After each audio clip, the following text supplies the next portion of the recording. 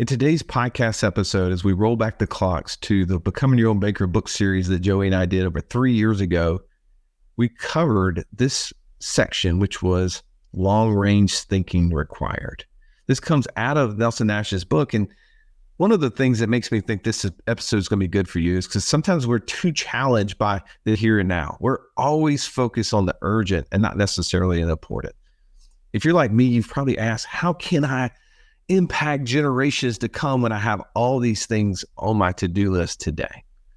Well, the only way we do that is that we stretch ourselves, right? One of my good friends, Sharon Travatsa, he likes to say that you're in the right room when your aspirations, right, the things that you would aspire to be and to become are the norm of the people that you're hanging out with. Well, today, this podcast is meant to stretch you, to make you think long range, to give you aspirations to things that maybe will become your norm.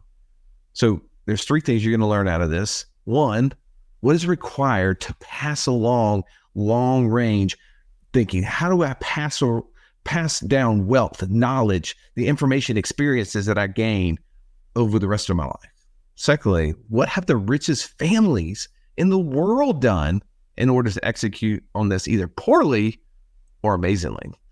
And lastly, what can be done to start or to add to your generational plan? I hope you enjoyed this. Let's jump in right now.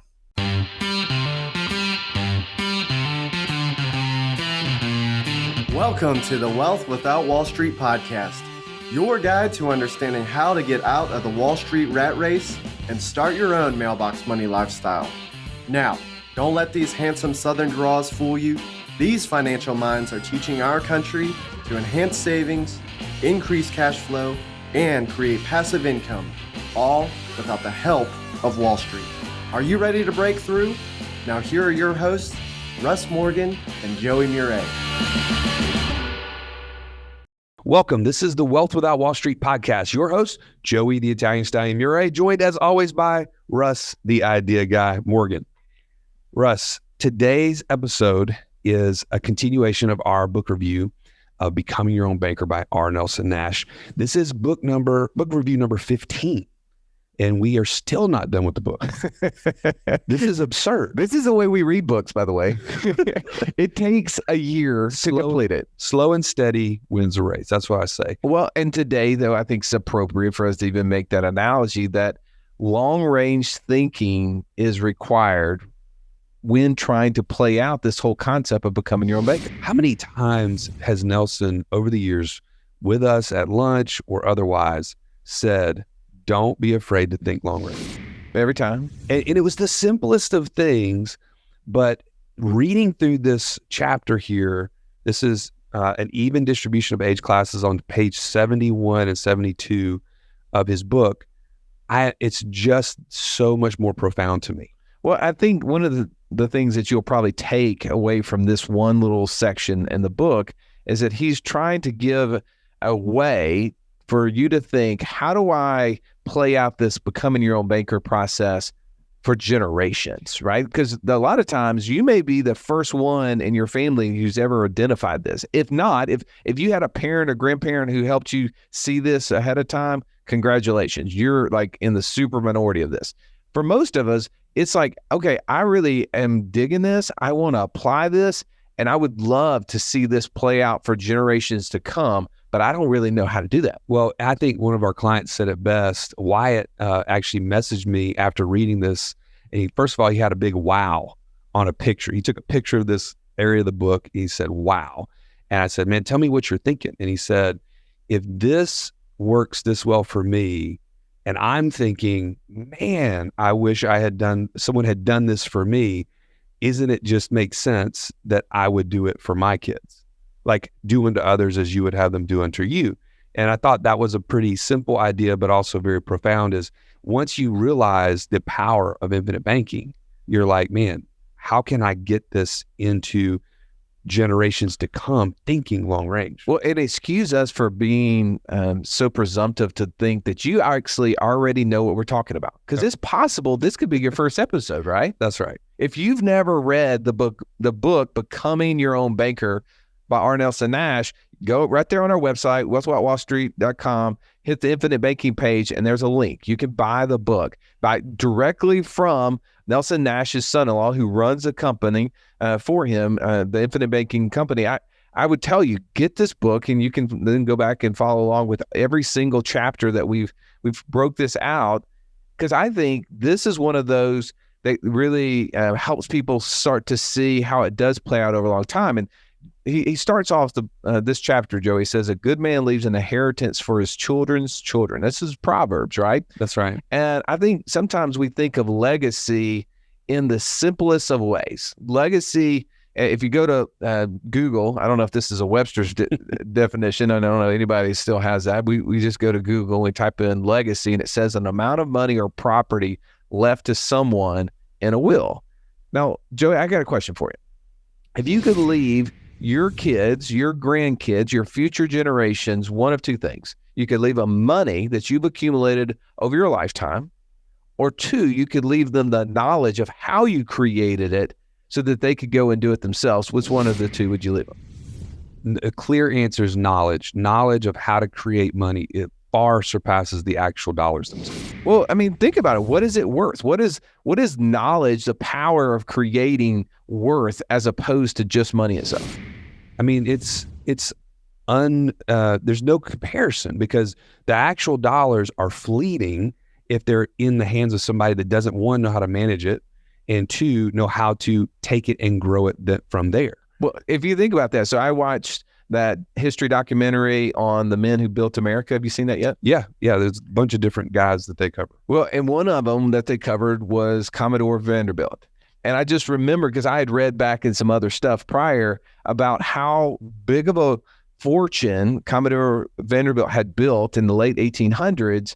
I think it was like, in today's dollars, like $2.1 billion. At the time, he was the second wealthiest individual in America behind John D. Rockefeller. Yeah. And I just remember them talking about, he died about 5 years later. His son died, who he had passed the fortune down to. And then reading that, like 30 years after his death, there was not any member of the family who would register as one of the top wealthiest people in the U.S.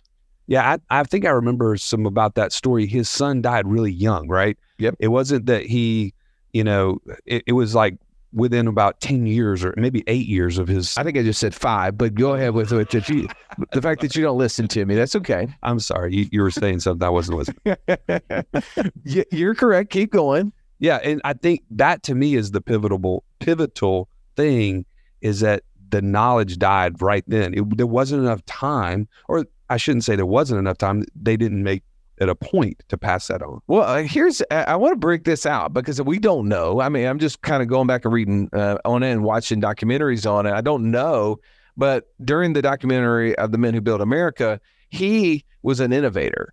He recognized the need for shipping, and he built this amazing shipping corporation that amassed this huge fortune. But then he being an innovator, saw transportation moving from shipping to railroads. And so he took all of that money and shifted it into railroads, and just blew it up. To be ahead of the curve, like to be the first ones in that space. Exactly. Yeah. And now what I would think, though, is maybe what happened is that knowledge and innovation either died just with him, or maybe with his son, because they said his son actually expanded the fortune past him, but he did die shortly thereafter him. And the others did not either have the motivation or didn't have the knowledge. I don't know exactly what it is. Maybe they had the lack of vision of where things were going, and they stayed in railroad, right? They didn't see it. They became blockbuster. Yeah, exactly. And I think, to kind of further talk about the point of how important knowledge is, I think about even like present day things that we can see all around us. Like, there are millionaires who amassed great wealth and then lost it all through some either malinvestment or, some sort of, scandal or something like that. And then, but since they knew how to amass this wealth, they've been able to bounce back and now either get all of that back or even grow from there. Like guys like Steve Jobs, Martha Stewart. I mean, she's not a guy, but you get the point. Even MC Hammer. I mean, You can't touch this.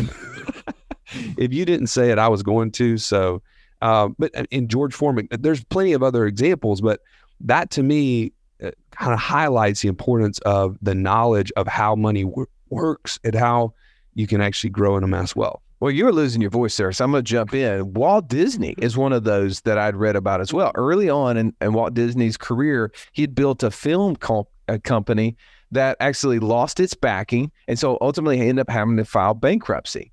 But then obviously he turned that to his cartoon production company, in which then went on to create a massive wealth through building Disneyland and then ultimately Disney World. I mean, it's the innovation, the ability to think, the ability to imagine. And that's why we keep coming back to Nelson Ash's book when he says that you must think long range, because if you're not willing to think long range, you're probably not a thinker. And he says 5% of the people actually think. 10% of the people think that they think, but 85% of the people would rather die than think. Yeah, that always makes you think, no pun intended, which one am I? Yeah. Well, I would think that if we're going to keep saying the word, it's important to think. Absolutely.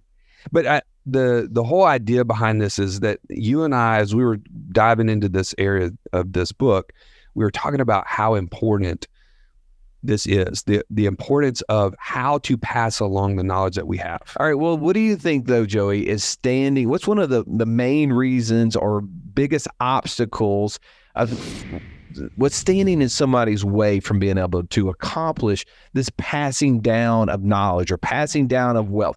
What do you think the limitation is out there? I don't know if this applies to everybody, but I think the majority of people in America today have been bought into the idea of funding types of accounts that are very individual in nature. Like, explain. Like, okay, 401ks, for instance, that is not a family type of vehicle. It is an individual retirement account. So you don't think somebody comes home with their 401k statement and sits down with their kids on the couch and goes through line item by line item of what happened? No, that doesn't happen. You don't think they say, okay, kids, when I'm no longer here, this is what you're going to get? No, because it would be sickening.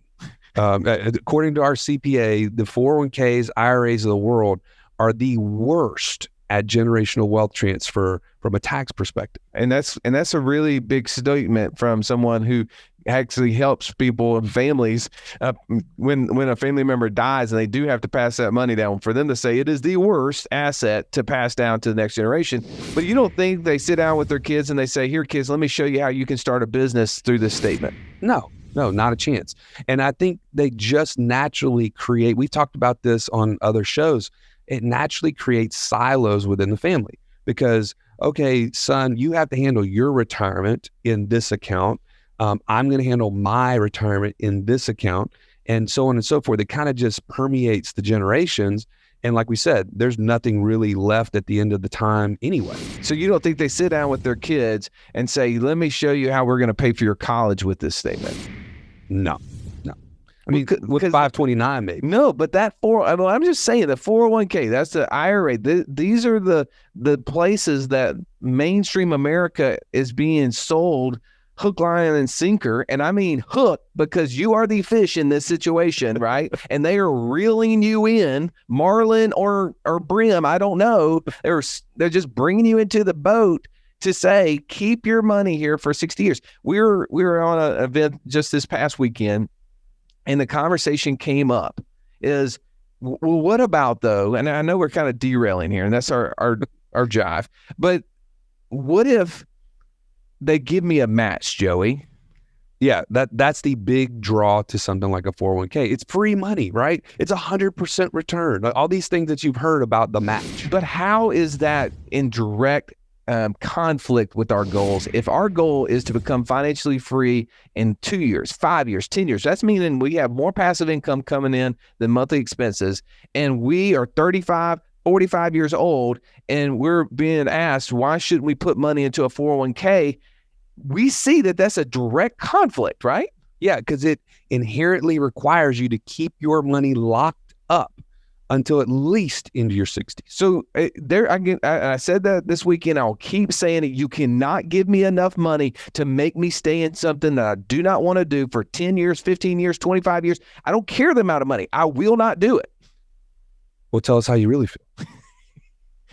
It's the reason why I've been in 2 different companies that have 401ks and no longer with them, right? That's not important enough. All right, I'm gonna get back onto our goal. But I do think there are many things that potentially keep us from thinking long range. And it may be asset classes like that. I would say another one is that we probably don't have even great examples around us that we can relate to, right? Because you and I have read the book, What Would the Rockefellers Do? Great book. I'd say totally go read it.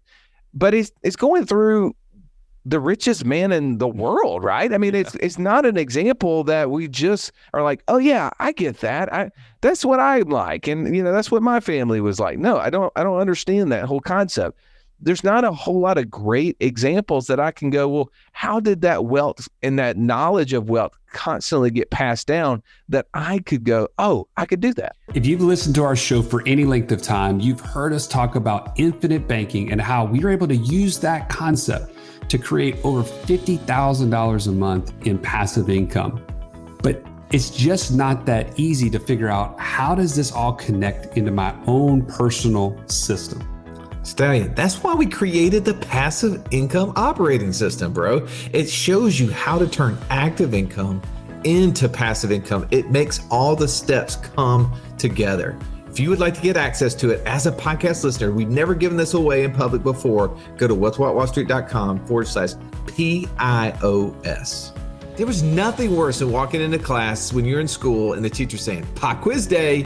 Why? Because you were unprepared. Are you unprepared though for financial freedom?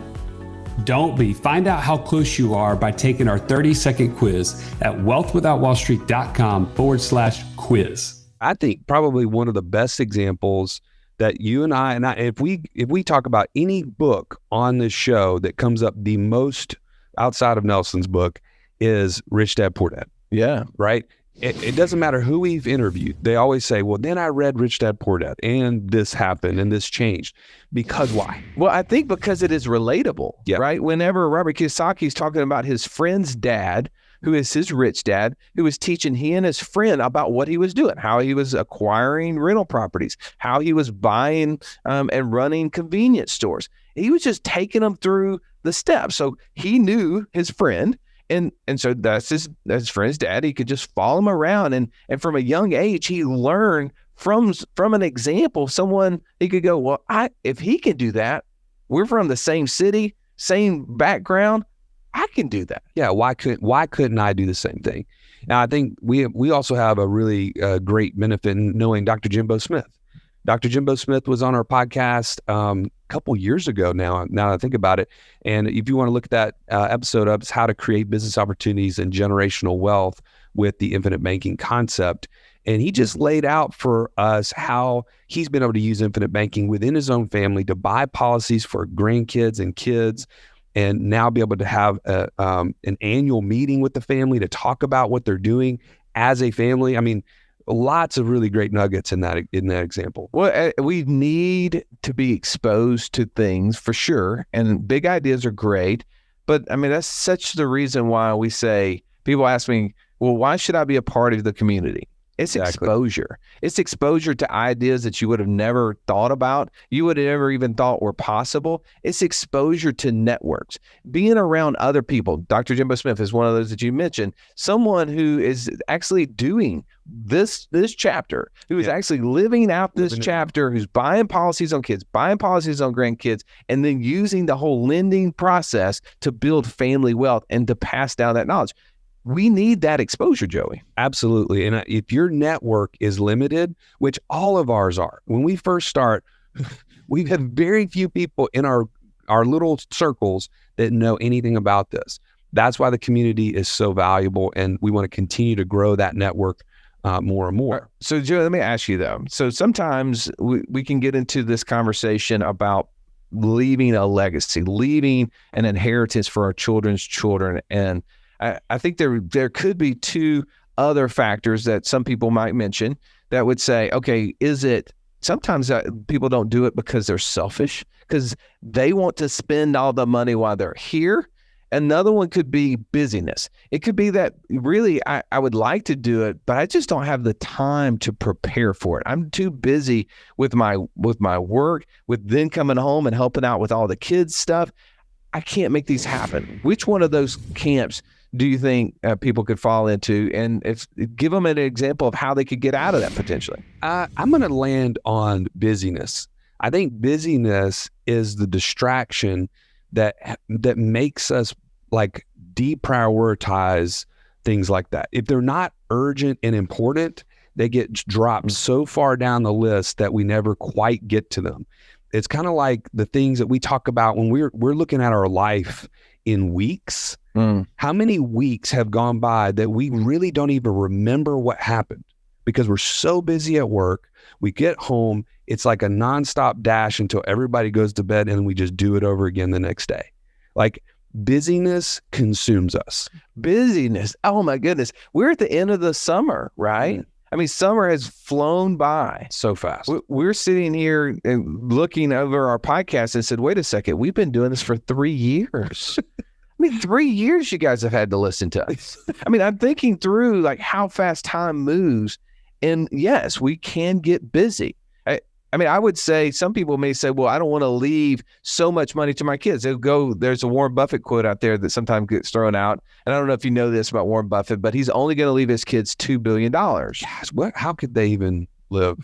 But see, isn't that the common response? You just gave the most typical response is that, I guess they're going to just have to suffer, right? Struggle. But really, what's behind that? I mean, Warren Buffett is said to have said, I don't know if that's a way. He said to have said? Yeah, something. Or maybe he just said it. It was just a saying that I want to leave my children enough money where they can do anything, but not enough that they don't have to do anything. And I can get the premise of that, right? I can get the point that we don't want our kids to be lazy. Right. That's right. Want them they need to produce. We want them to continue to be able to create. But doesn't that always come back to, do you want to leave them the money, or do you want to leave them the knowledge of how to create the money? No doubt. That's exactly what we want to do. And that's what Nelson is really talking about here in this chapter, is a generational wealth plan. I think it's easy to lose sight that that's what he was doing because we get so focused in on, well, he said to buy a policy on this generation and then this generation and this generation. And then if we do that, but that's just the how, like that's just the inner workings. But the why behind it was, how do we get wealth over a long period of time to pass from one generation to the next? I'm going to even go deeper than that. Nelson was big on helping people get out of the mindset and the bondage of what the financial world and the government had provided. He in his other book of Building Your Warehouse of Wealth, he had a chapter dedicated out of Egypt and on to Babylon. He was talking about slavery as it related to people's mindsets of what they were doing. And I think he loves the concept of if families are building wealth internally, that then they can pass that wealth and knowledge along, and they can be an independent working unit. They don't need, he says one of the benefits of using this plan is that you don't need Social Security, right? Because you're independent. You're not going to be dependent upon it. The last year that we were around him, how many times did he talk about the race riots in Tulsa? Oh, like every time. And be honest with you, outside of 2020, most people don't even know what that is. But now that's been brought up to the surface because of all the racial environment that we're in right now. But Nelson was talking about this long before any of that came up, because he was talking about how he called it the Black Wall Street, how the money internally inside of those neighborhoods would stay inside the neighborhood, would not filter out. And the reason that there was this burning, people got angry at that because they were not filtering the money out into their area. And so they got real angry and they went in and as a terrorist and burned the place down. And Nelson was saying, this is what they were doing was amazing. The way that they were building wealth internally in their families. This is what he would love for us to be able to do, is build wealth internally. So we're not depending on other people. Yeah, 100%. And I think a couple of things we want to dive into this particular part of the chapter here. it's easy, like we said, to get into the nuts and bolts of, okay, buy $2,000 a year premium on your grandchildren, and each one that's born do the same thing over and over and over again. But there's a couple of issues that we want to bring to light here. And some of that has to do with, do insurance companies like for grandparents to buy policies on their grandkids? Not mostly. I mean, some of them, we've been able to like skirt that through, but typically speaking, when you're buying an insurance policy, insurance companies want to know why, right? I mean, we're trying to buy right now insurance on 3 new business partners, and it's just a small investment business that we've created, right? And the insurance company's given us all sort of grief as to why we want to buy insurance on the people. Are like, they're the ones that produce the results for us. Yeah, like if they're not here, the business doesn't exist. Exactly. There's no money. So, but they also want to know, well, why would a grandparent want to buy an insurance policy on a grandkid? Like, what would be the financial loss? That's all they care about. What is the financial loss to you if you would own it? So one of the common responses, well, okay, well, grandparent can buy the policy on the grandchild, and then they wouldn't necessarily have a financial loss. So then, but their kids would potentially have a loss, right? I mean, can you imagine the impact? I don't even actually want to imagine the impact if we were to lose a kid. But we know that there would be one. Absolutely. So then that benefit could come to the parent, but there's a problem with that, Joey. Yeah, that would not be okay with insurance companies. Well, no, that's not exactly right. If grandparents, you quit listening to me. I know you weren't listening, so I'm going to say it again. This is like I'm with one of my kids right now. Okay, Joey, let's go back through this. I need to, with a color, draw this out for you. Get a crayon. All right, so grandparents at the top of this triangle. Oh, yes. And over here we have the grandchild as the insured, and over here we have the parent as the beneficiary. Why is that not okay? Why is that? I think they call that the Goodman Triangle. Okay, I was about to say the Bermuda Triangle, so I'm glad you said Goodman. But yeah, they are totally not okay with that. That creates more risk to the insurance company. False. What? This is a Dwight Schrute false. Bear equals beats. Okay. No. The reason that's not okay is that creates a taxable environment. You cannot have 3 parties to the contract like that. That automatically creates a transfer tax that exists, and insurance companies don't want you to do it because they don't want to create that. So they really will not even insure it because they know immediately you can't have 3 parties in the contract. They can't be different. You need to have the person who's buying it, be it the beneficiary or the insured, they could necessarily be the beneficiary, which would be their estate. All right. So as you can see, I'm still on this journey to figure this out. Russ is on the journey to figure this out. We want to make sure that we are giving you the correct information, okay?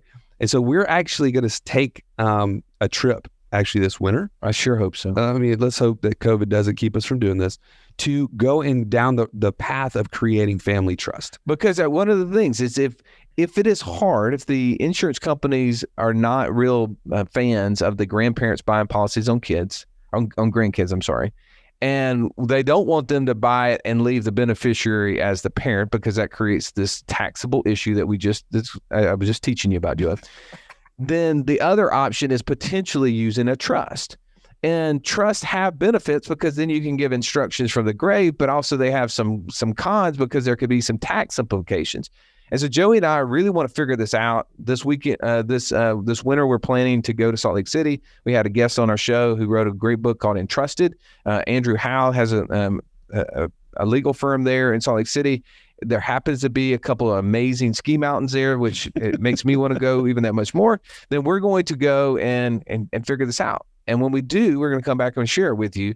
But I want to wrap this up, Joey, is to say, hey, look, the biggest part that I would gain from reading this chapter is that I don't leave wealth. I leave the knowledge of wealth and how to create it. I want to get my family involved.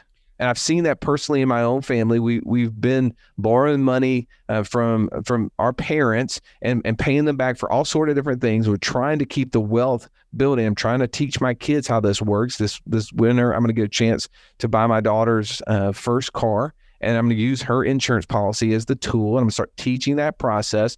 But I think it is going to, it is deeper than just money. Well, and that's just something I was going to say also, that when Wyatt shared with me his thoughts on this chapter, that was one of the very immediate things he came to was, man, having policies on kids is going to force me to share the why behind it, to share the process that we're doing. So it at least gives us a talking point that we can start sharing this information, this knowledge. Now, you can't keep it a secret, right? You can't just have it going in the background and not sit down with the family and do this. But at the very baseline, it is actually helping you to get to that point of transfer of knowledge. It is. Well, I appreciate you sticking with us and learning along with Joey. We want to make sure that these episodes of Nelson Nash's book is deep and thorough for you, so you can go back and you can read the book, and then you can come listen to the different chapters and episodes we've done on this. We only have 1 or 2 left, and then you're going to have this whole just series or catalog. I don't know what you will call that, but we're going to put all these together for you, and hopefully that'll help you in your journey. And as you want to pass that along to maybe your kids or your grandkids, it'll be something that will help assist you in that process. So as always, we really appreciate you not only listening, but watching us do this, and I hope you have an amazing day. This has been the Wealth Without Wall Street podcast. Don't forget to subscribe to the show to break free of the Wall Street mindset and begin building wealth on your own terms in places you understand so that your wealth will never run dry. See you next episode.